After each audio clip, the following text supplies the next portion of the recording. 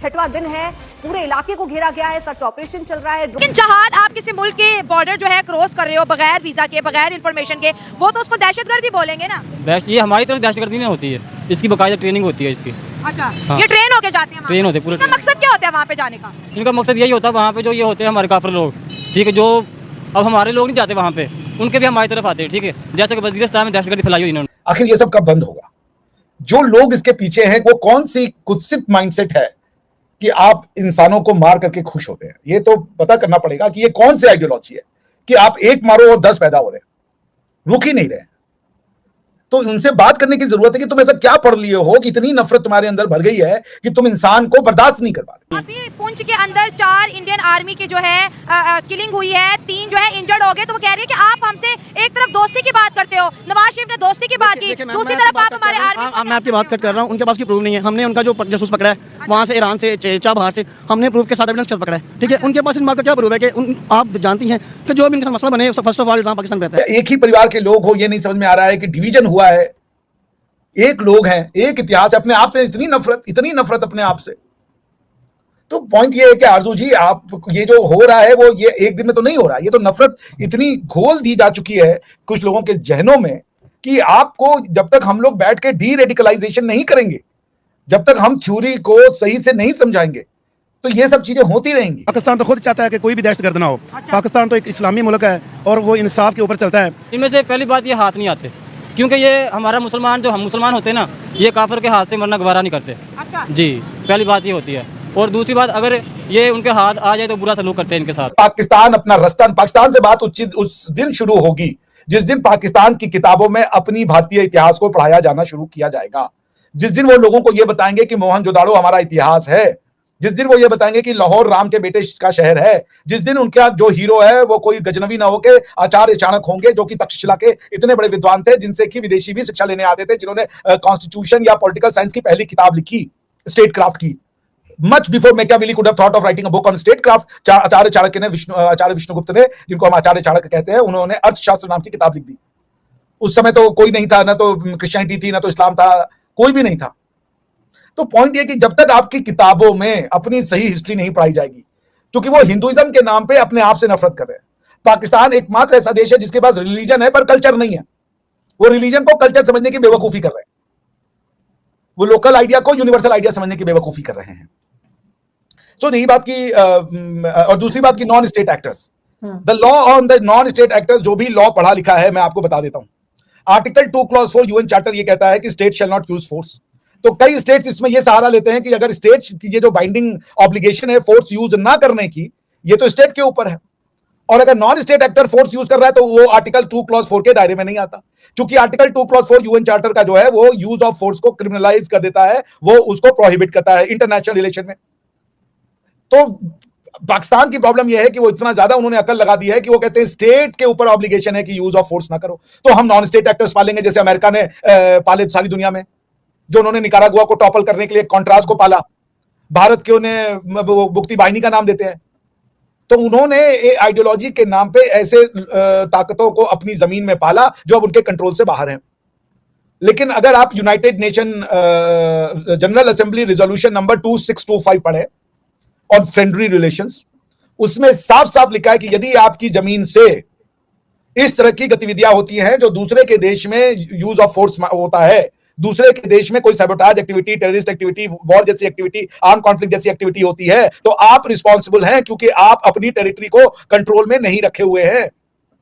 Non state actors अगर ये activity करा रहे हैं तो इसका मतलब है कि पाकिस्तान की कोई ऐसी टेरिटरी है और पाकिस्तान के कुछ ऐसे लोग हैं जो पाकिस्तान के गवर्नमेंट के कंट्रोल के बाहर हैं। लेकिन सर अगर पाकिस्तान की गवर्नमेंट के कंट्रोल के बाहर है, आपके ख्याल से फिर ये कैसे इस चीज को रोकेंगे और कैसे रोका जा सकता है? Give up your claim on statehood.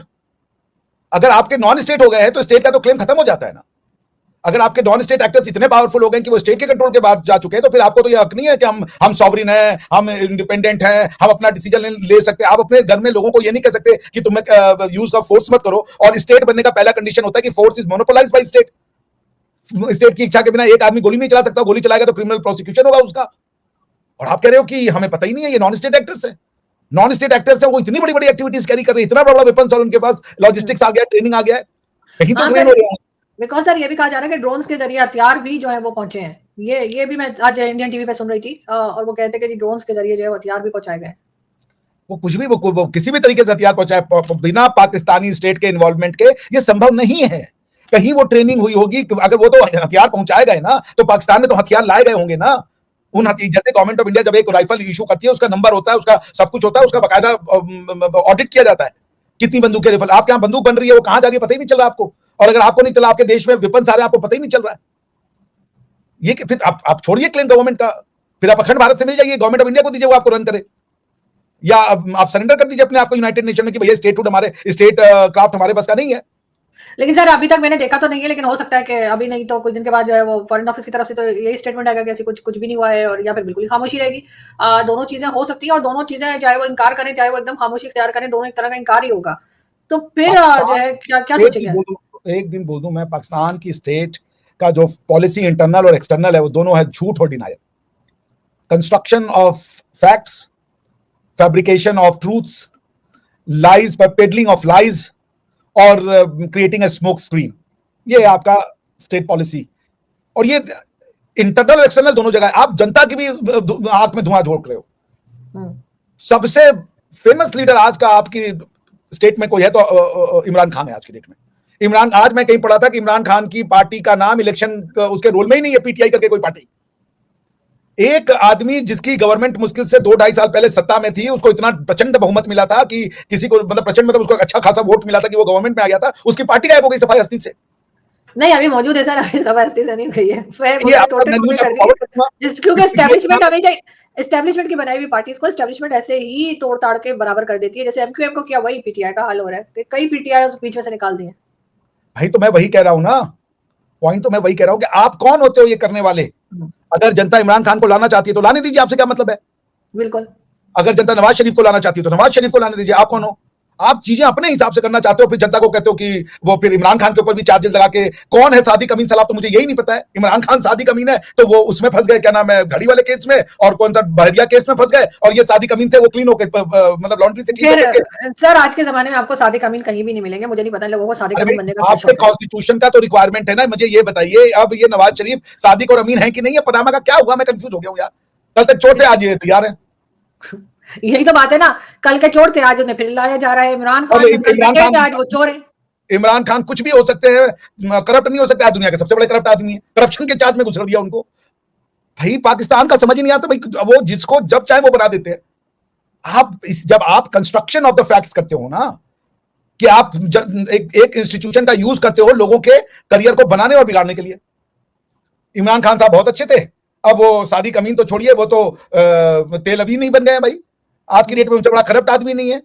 उनका तोशा खाना हो गया, उनका केस हो गया, उनके भैया क्या नहीं हो गया। अब नवाज शरीफ साहब वो तोते उड़ा रहे, नहीं कबूतर उड़ा रहे सफेदी वाले। तो भैया भारत के लोग तो ये परेशान हैं कि साला सादिक अमीन कौन है यहाँ पे। कोई नहीं। पाकिस्तान को देख के हमारी तो वो उड़ जाते हैं तोते, कि आपको कौन समझे, आप खुद को नहीं समझ रहे हो। इमरान खान आएंगे, नया पाकिस्तान बनाएंगे, पता नहीं कौन सा नया पाकिस्तान बन गया, अब पुराने वाले पाकिस्तान में जाना है। चला मुझे ये नहीं समझ कि नया पाकिस्तान क्या था और पुराना पाकिस्तान क्या था।